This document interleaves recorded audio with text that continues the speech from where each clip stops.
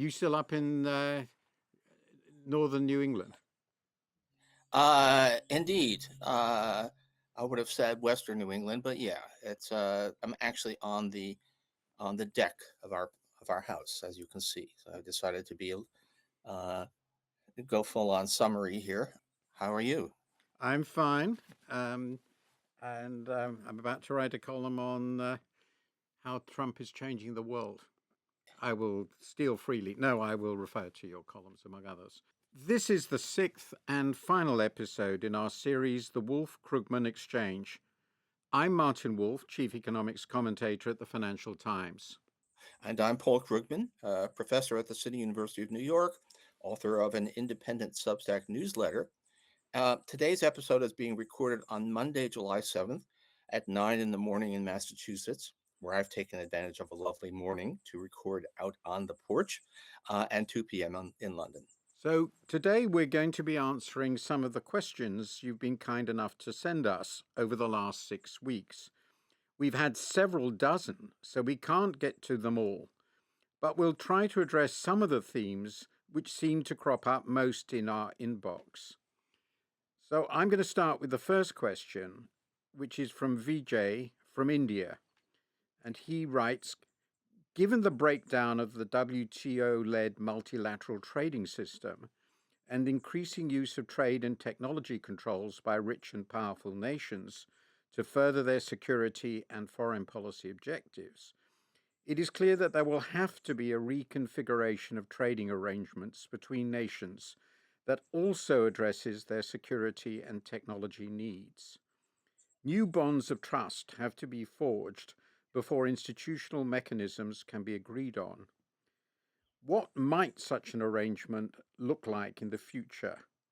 Do middle and low-income countries have any leverage to shape the outcomes in this emerging scenario? I think this is a really superb question, and fortunately, we really should devote the entire episode to it. Perhaps we should start off, I will just start off by making a few quick points on this. The first, it should be said that, at least as we are speaking, we don't know what the next stage in Trump's trade war might be. And there's some discussion that with all the countries with which the US has failed to reach an agreement, which as I understand it is everyone but 3 countries, all the tariffs could jump back to the Liberation Day tariffs, which are of course very high. In other words, we can't even step back at all from the immediate crisis, and that's very, very important. On the question raised, I don't see how new bonds of trust with the US, which has been obviously a central player, arguably the central player, can be restored under the current administration or any administration in any way like it, or even a different one, given that trade negotiations require long-term commitments. And if we have a normal democratic process in the US, a big question in my view, that would mean that it would be 4 years or so, and then you'd be back with the question, well, who follows this reasonable person who might be president 4 years from now or 8 years from now? So I think with the US, it's going to be very, very difficult. And for the rest of the world, well, the simple truth there isn't much trust between Europe and China. It's, of course, nothing like US-China relationship, but still there's lots and lots of suspicion. And there's also lots of suspicion, in fact, between India, the most important emerging developing country after China, and China too. And of course, most of the rest of the developing world, though there's exceptions for organizations like ASEAN, the Association of Southeast Asian Nations, they really don't have much weight. So there's a real difficulty in creating trust. And let me just turn to the final question. What would we want to do if we were to rethink the system? Well, I think myself now that the attempt to move from the General Agreement on Tariffs and Trade to the World Trade Organization, which was a much more legally demanding institution than the GATT, that didn't really work. It demanded more than people were actually going to stick by. So we'd have to think about how we can give countries some more freedom of maneuver, particularly on things like industrial policy and security, give developing countries the room to do some of the things they think they need to be able to do, and at the same time police to some degree the point at which a developing country becomes a developed country. So one of the real difficulties, I think, in the system is it didn't really have a way of dealing with, there are many other problems, the fact that China had become, from a trade point of view, a fully armed, developed competitor. And China kept on insisting, well, we're a developing country, so we should have freedom that developing countries have. So there are quite a number of big conceptual issues you would have to deal with if you wanted to create a new trading order. But first of all, we need the conditions for one, and that's going to be pretty difficult. What do you think, Paul? Yeah, I would just add that, if we're talking about economic powers that seem inclined to use their trade and technology um, uh, leverage for national security, basically weaponization of economic policy. We really are talking about the United States and China. And the United States is what it is, and China, although the one achievement you might say of the Trump administration is to make China look like a relatively reliable negotiating partner, but fundamentally it is not, and it really comes down to um, when you have autocratic systems that aren't bound by rule of law. Everything in the end depends upon the whims of the people in charge, and so right now it makes a lot of sense for Europe to try and make deals with China because the United States has lost its mind, but China is uh, is never going to be able, unless there's a color revolution in China or something. China is never going to be the kind of global, hegemonic stability power that the United States used to be. So clearly, there's going to be a lot of um, uh, bilateral, minilateral deals. I think we're already seeing that Canada is trying to align itself more closely with Europe. I suspect Japan will be doing the same thing, but we are not getting back that global system that we used to have. I think that's obviously true, alas. So the question is how we manage the chaos, alas. So this is a question from Joshua, an economics student from Australia. In light of Donald Trump's sporadic industrial policy making, to what extent has this accelerated the process of currencies such as the euro and Chinese yuan becoming larger players in financial markets? And how would the reduction in demand for the US dollar affect America's ability to continue running large budget deficits? So I will, there's really two parts there. One is about the role of the dollar. And the clearly uh, an erratic, unreliable United States with constantly changing policies. And if you ask what are U.S. trade or even U.S. financial policies going to be 6 months from now, the answer has to be a massive shrug of the shoulders. That has got to damage the role of the dollar. Um, is anybody prepared? Is any other currency in a position to step into its place?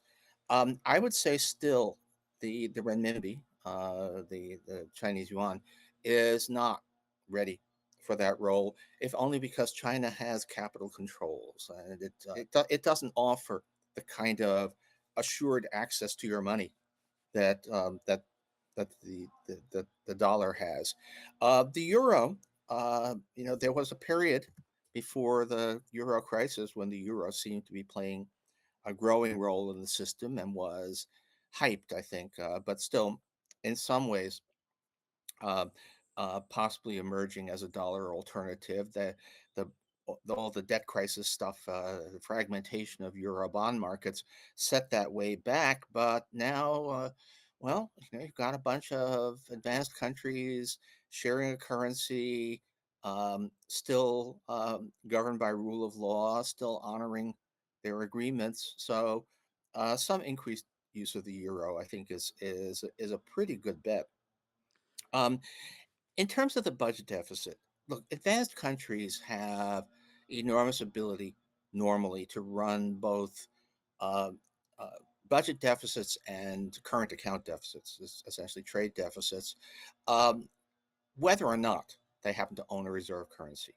The UK has run large current account deficits most years for several decades, um, all of it after the virtual disappearance of the international role of the pound. So that's not what's really important, and I don't think that we should think about the the dollar's international role as a key thing.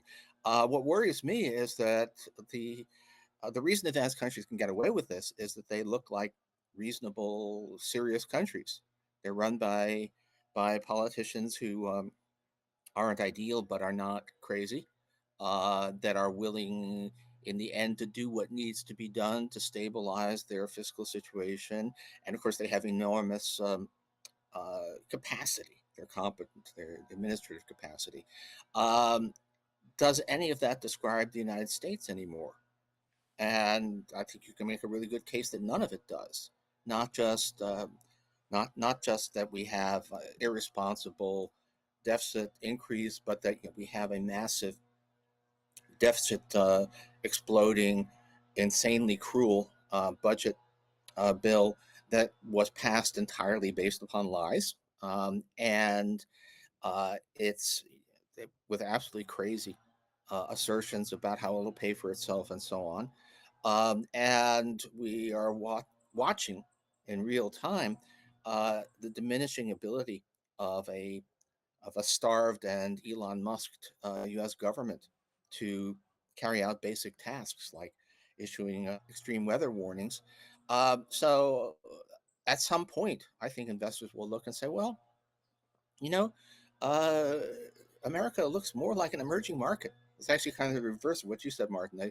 In many ways, China, although it still wants to be considered a developing country for certain purposes, looks like an advanced first world power. In some ways, the United States, although still rich, looks like a developing country with big governance problems. The only thing I would add to that, and I, was, I was strengthened in this belief by a column I wrote last week, and is it looks fragile, market fragile, and if credibility is broken in any way, trust is broken, what seems to me very likely is we don't have a replacement for the dollar. That the what we cannot assume will last is the integrated global financial markets. They might simply fragment. Uh, the the extreme integration of financial markets seems to me to a significant degree dependent on the role of the US as a financial power and as a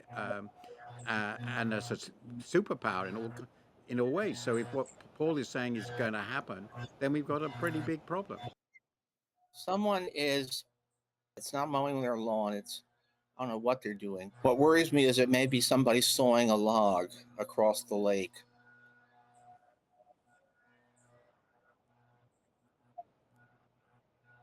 Yeah, sorry. I was figuring correctly that there wouldn't be many boats out on the lake, but I wasn't counting on that. No, that's not going to stop. All right, I'm going to have to move back inside.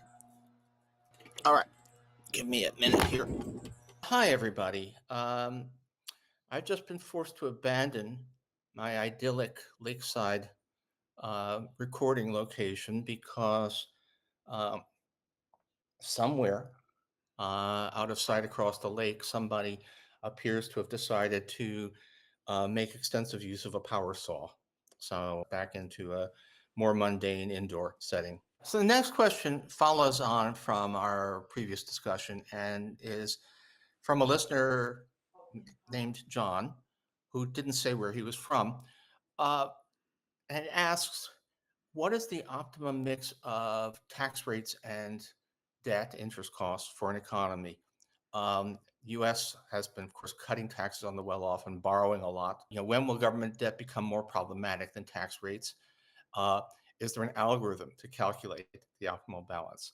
Okay, this is actually kind of fun. It's not so much an algorithm. We have a theory of when you should run deficits, when you should run up debt, and when you should try and pay it down, which goes all the way back to David Ricardo, which is that high tax rates do have negatives to them. They're a disincentive. There can be administrative problems. Um, but on the other hand, you don't want to deal with emergencies purely by uh, you want to deal with emergencies partly by borrowing, not by raising tax rates all the way. So you run up debt during wars, other emergencies. You should try to bring it back down, at least as a share of GDP uh, in other periods. Um, the United States is not doing that. We're running large deficits in the face of an economy that is, there's no war, there's no pandemic, unemployment is low. We don't need fiscal stimulus at the moment. And it's just irresponsible policy. And it's not a question of optimality. Clearly, you wouldn't be doing anything like this. No reasonable recommendation about fiscal policy would say that the United States should be running large deficits um, and steadily increasing the ratio of debt to GDP under current conditions. Of course, to fix that, something has to give. So you could cut spending, but the uh, big budget bill already has savage cuts in social programs for the poor. So you'd have to really go after the middle class, which is politically difficult, or you'd have to raise taxes. But one party actually always wants to cut taxes on rich people, and the other, although willing to raise taxes on the rich, is not willing to raise taxes on the middle class. So it's a political conundrum. It's not a question of hard economics. The economics is actually pretty simple. It's the politics seems to be insoluble until a crisis comes.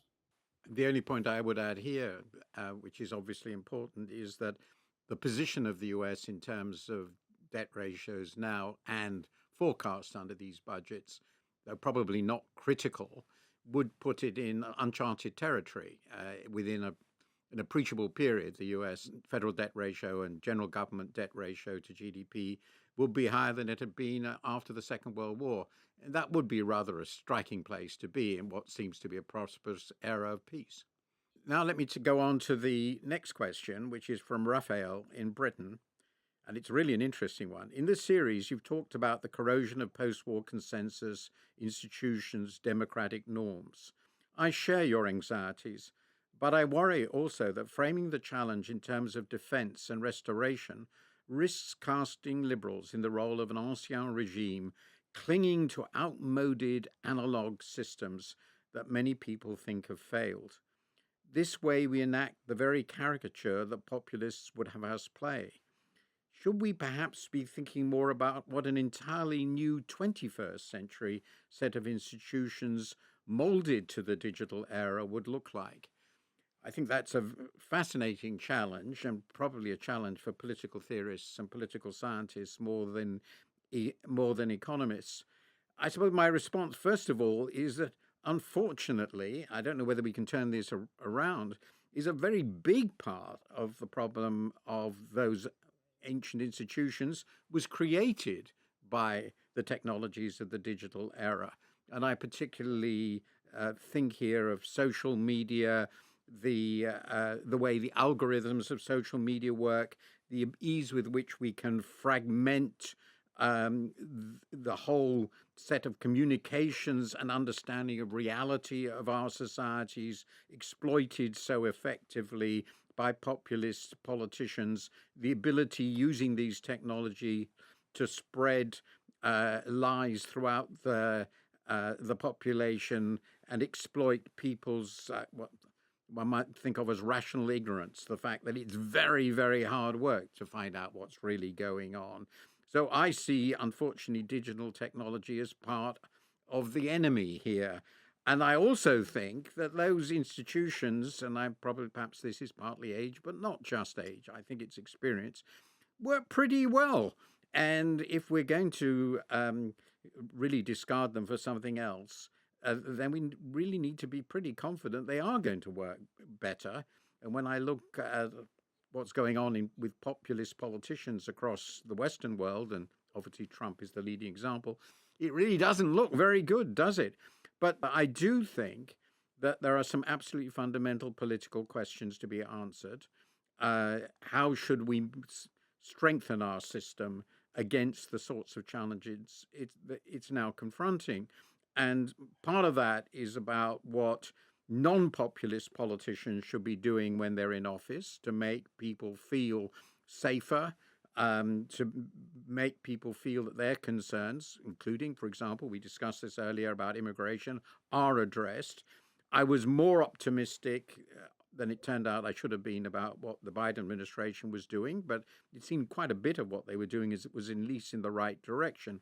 But I do think finally that we should be thinking about some new institutions. I'm very interested in the greater use of citizens' assemblies, and I know the arguments against it, but the Swiss really do a very impressive job in sustaining their democracy, and it's a very diverse nation using referenda. Maybe there's a way we could use digital technology to make direct citizen feedback on policy more effective and more relevant. And maybe that's also a way we could bring people together across the world. I think this is the sort of area a lot of people should be thinking about. But I would stress that throwing away institutions that have worked so successfully in the last 60, 70 years have been in many ways the most successful in human history. Throw them away because a number of people are disappointed with their outcome and because skillful politicians, demagogues have exploited it. That seems to me very unwise. Let me just add that I think there's a tendency to overstate um, the role of kind of technological determinism and particularly of digital in all of this. If we think of the sort of post-war institutions as being uh, uh, well, social democracy, market economy with a strong social safety net and limitations, the whole thing that I think both Martin and I support. The turn against that, the hard right turn of part of the political process, and the rise in political polarization in both of our countries really comes around 1980 with Ronald Reagan and Margaret Thatcher, and in the United States, at least, where I'm more in touch with the ins and outs, the transformation of the Republican Party into a hard right institution that is kind of contemptuous of democratic norms. That really got started 30 years ago with Newt Gingrich and the radicalization of Republicans in Congress. So all of this really predates the digital stuff. I mean, I'm sure that Facebook and TikTok make things worse based on just the general principle. I actually never use either of them, but I think we really need to understand that whatever it was that went wrong, it started going wrong a long time before social media became the monster that they are. So let me just say, you may occasionally hear my wife in the background because uh, it's the modern world. We're both on streaming calls, and it's just given the internal geometry here, we're about as far apart as we can be. Okay. Uh, yeah, next question was addressed to me, but it's something we're both interested in. To what extent do you think crypto assets are already integrated into the traditional banking and financial system? Are we underestimating the potential systemic risks they pose? Furthermore, with Trump promoting pro-crypto policies, how do you assess his administration's impact on the legitimization and integration of cryptocurrencies into the traditional system? Or is it more likely to fuel speculation rather than increased institutional adoption? Okay, I've spent a lot of time on crypto over the years. Um, I sometimes do go to crypto conferences where uh, I'm the designated enemy, and they're polite and they do actually pay me a speaker's fee in actual money. But here's the thing about crypto. Um, it's become a huge asset class. So we're talking more than $3 trillion of assets, but there's essentially no use of crypto in legitimate non-crypto economic activity. There are nobody really takes crypto as a means of payment. Nobody uses crypto for collateral or anything like that. It's except in purchases of other crypto assets. Um, this has been true even in places like El Salvador, which have tried really hard to promote the use of crypto, and it turns out that that still goes nowhere. It basically is crypto doesn't solve any real problem. There's nothing that crypto does that perfectly legitimate non-blockchain based forms of digital payment don't do more cheaply and better, except for money laundering and extortion. So basically, crypto is good for illegal activity, but not for anything else, and that hasn't changed. That said, um, if you've got trillions of dollars in crypto assets, which increasingly take the form of stable coins, which are are backed by supposedly anyway, backed by things like treasury bills, you do create something that looks from a financial risk point of view a lot like um, banks before banks were regulated, before deposit insurance. In fact, they look a lot like banks in the United States when the federal government didn't issue paper currency, and currency was notes issued by banks that sometimes went under. And there's quite a lot of systemic financial risk, which is quite a trick for something that is actually not being used for normal business. Nonetheless, it's become a major source of risk. This seems to me to be clearly right, and there's also um, the interaction between the regular financial system and the cryptocurrency world worries me a little. There's obviously a lot of deregulation going on. Major banks are engaged in this. I don't know what's going on there. I'm not saying there's a risk, but I wonder whether and how far the regulators in the US, who not always fully on top of things because the system is so fragmented, are really aware of the possible risks here. And the stablecoin role seems to me particularly significant because they are supposed to play some sort of role in the intermediation of cross-border finance, which is always particularly difficult to regulate. And they are supposed to be stable. And there are so many ways to operate these which would undermine that stability. And it's not at all obvious, well, to put it mildly, that you could make a profit issuing these if they are really stable. I mean, that's part of the problem. So I think there is a lot of concern here, and I have a lot of concern about the money that is behind the lobbying, which is leading the U.S. administration, in particular, to liberalize so radically the regulation in this sector. Let me just add that many regulators are very aware of the risks, but for the most part, those or many former regulators, because by and large they've been fired. So we're talking about a situation where uh, warning that we may not be safe in going down this route is disqualifying for a position in the current U.S. government. And I would just conclude by saying I wrote a column about this years ago in which I said it's pretty obvious if you look at it carefully that if you think about the fundamental core functions of money, cryptocurrencies don't meet any of them. Yeah. Let's move on to the next question, which is from Lars. And we're not sure where he's from. Sort of suggests somewhere in Scandinavia, but maybe I'm wrong. Um, you suggest that the rest of the world should introduce climate tariffs on the US. What forum would be suitable for such action? Well, I like that question. Um, well, I think I suggested this, but I can't remember. But the EU has invented something called the Carbon Border Adjustment Mechanism. And the basic idea, I don't want to go through the complexities, some of which I'm sure I'm not aware of, is that um, tariffs would be imposed on countries that do nothing to ameliorate the greenhouse gas emissions in their industrial processes, and particularly in their as embedded in their exports. there would sort of be a form of countervailing duty equivalent to the countervailing duty the system, the trading system, already allows against subsidies. But in this case, it's against environmental dumping, which artificially lowers the market price because it doesn't internalize the social cost. And the idea of the EU was we would impose this mechanism, but it will be reduced or eliminated if the country concerned did take action to lower the emissions associated with the production of its exports.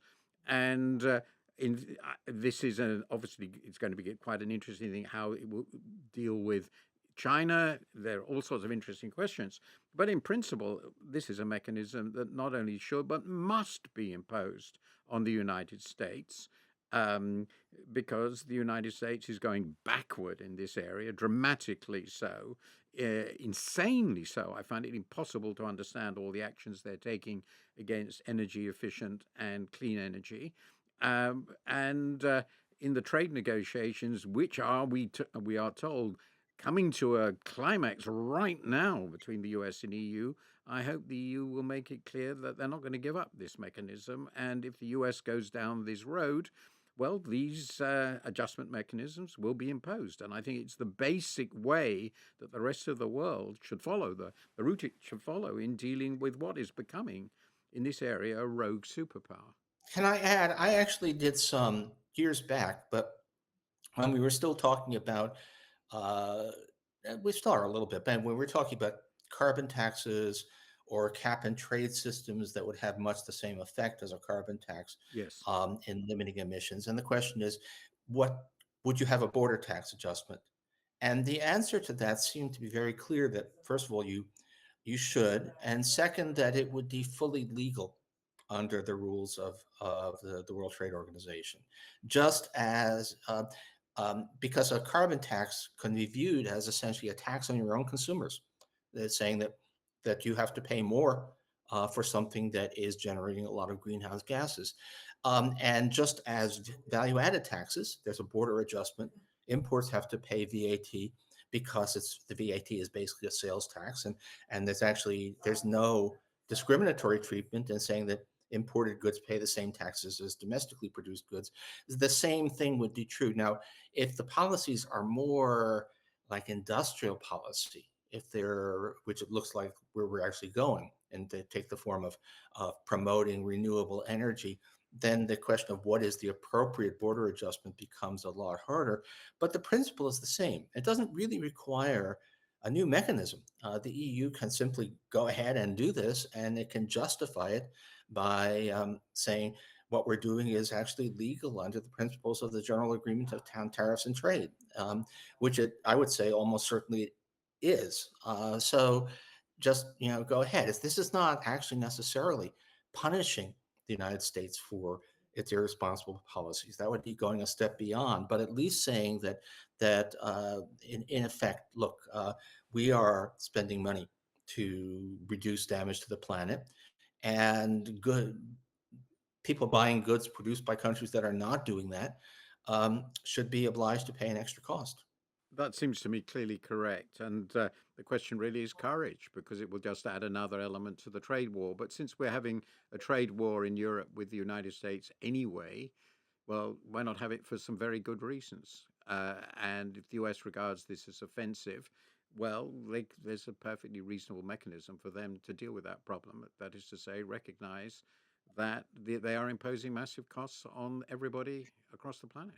Let's go to the two linked questions. We're going to put them together, and that's because they're critical of us, which is very good, and just as it should be, because we have tended to agree with one another rather in this series. So here we go. The first one comes from Olaf in Germany. It's more a statement than a question, but goes as follows. And perhaps Paul would like to respond when I've read through it, because it's very much about America. The FT and the New York Times, well, you're not part of the New York Times anymore, but you were once. The FT and the New York Times are part of the establishment. The rise of Trump can be seen as a reaction to the failures of this establishment. Trump's flawed character invites a mistake. Deal with Trump, but ignore the underlying critique of the status quo. I think you might be making this exact mistake. Many of Trump's actions are based on real concerns, concerns that have been created by the growing blind spots of a self satisfied establishment, an establishment that you two are leaders of.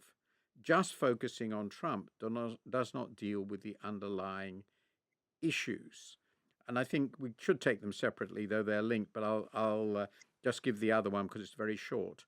What objective economic metrics would the US economy need to hit for you to admit that the Trump administration is a success? So, Paul, would you like to answer the first one or even both right now, and then I'll respond? I think I can do both. I don't feel like part of the establishment, although I guess that's always a question. What does that mean, or do we even have an establishment now? But once in my life, an actual policymaker, actually took advice from me, and it was the Prime Minister of Japan. So it's not like I've actually been very much in the middle of things. And uh, but anyway, I would question the thesis that the rise of Trumpism or of populism more generally is a response really to establishment failures. I mean, clearly, the establishment is always failing, but I look at, and I know the United States best. I look at the kind of 30% or so of the electorate that is really seriously MAGA, and um, those are, as far as I can tell, there's always been 25-30% of the electorate that has quite radical uh, dislike of society as it is, often involving a return to some kind of imagined past. But um, it turns out that if we ask, how much does economic anxiety, favorite phrase a few years back, contribute? Certainly, there are real reasons for complaint, but often the those are not the most radical um, voters, and also they vote for policies that actually make them worse off. So there's a real problem. My sense is that there's always been a discontented thing, and maybe I'm going to go a little off where our usual thing, but one of the big factors right now in U.S. politics is the rise of the manosphere, uh, people who are uh, uh, want to celebrate masculinity, hate feminism, want to restore traditional gender roles, that sort of thing. Um, that doesn't have anything to do with failures of the establishment. That's something that has always been there. What I think really happened, the real story of what happened now, is that we used to have a much broader sort of centrist elite that ruled out certain kinds of positions. Uh, my guess is that if we'd had a Trump-like candidate uh, in in 1970, he could very well have gotten 30-40% of the vote. But the Republican Party of 1970 would have said, no, we do not go there. And it's more the center not holding than it is that people have been radicalized by establishment failures. And you look at countries where everything seems to be really pretty much okay in terms of material conditions. Look at Denmark, which has high GDP per capita, high wages, strong social safety net, um, and there's right-wing populism, nationalism, fair bit of kind of white supremacist politics even in Denmark, which tells me that this is not something that is really about policy failures. I would make one comment on that. I agree with this. The pointing at the economic mistakes of the establishment is, I think, very seriously overdone. Um, and I think the pointing at cultural changes is important. I would say there's something else here, which I think is implicit in some of what Paul has said earlier, but it's very much a theme of my book. There have been some very, very big changes over the last 3 or 4 decades in our society, some of them truly revolutionary. And huge social changes um, have political consequences. And it's not a policy failure, as it were, that there were these changes. Actually, there were policy successes. I'll come to that in a moment. But you have to work out a way of dealing with them in a sensible way. And we haven't done a terrific job on the whole establishment in this way. So let me just list a few of them. I mean, my view is over the last 40, 50 years, the natural process, which Paul's also written a lot about, of deindustrialization has created some very large changes in the way we organize our economy, the way the working class operates. This is linked with political changes, the radical weakening of trades unions, and that has in turn helped the erosion of the safety net in some countries. Then, if you look at the rise of the manosphere, which he's absolutely right, well, there has been the biggest revolution in my lifetime socially. I'll leave aside globally the rise of the developing countries, which is an equally big shock in some ways, has been the transformation in the role of women. When I compare my mother with my daughter, very similar societies, they had completely different views of their role in society. And the women have turned out, surprise, surprise, to be at least as bright, if not brighter, than the men. And the men hate it because they're changing their position in society. So a whole range, I could go much further. There have been lots of big changes in our society driven by our very dynamic economies and social systems. And we haven't done a terrific job of adapting to them. Politicians are only a small part of this problem. But unfortunately, where I part company completely with you is it seems to me that the people who are exploiting it, the so-called populists, are all the people are trying to make these social changes go away or pretend they can be reversed with these ridiculous tariffs and turn us back into the mid 50s or even further behind. And that's obviously insane. So the ultra reactionary response is an indication of the problem. Um, and the problem is profound social changes, which societies have to adapt to in a sensible way. What frightens me about this is they will fail and they will ruin almost all that's good about our societies. Yeah, I mean, I know I'm terrified by where it's going, but it's not clear again what would you have done differently is not an easy question to answer, and what can we do now is certainly not easy. And I would just say that yeah, social change is a much bigger story. And again, we were talking earlier about digital, and but I think there are other things. One of my favorite labor economists and one of the most richly deserved Nobels in recent years, Claudia Golden, is she's done a lot of work on the transformation of women's role, which really got going in the 70s and is still reverberating, and which has a lot to do with not digital technology but the birth control pill.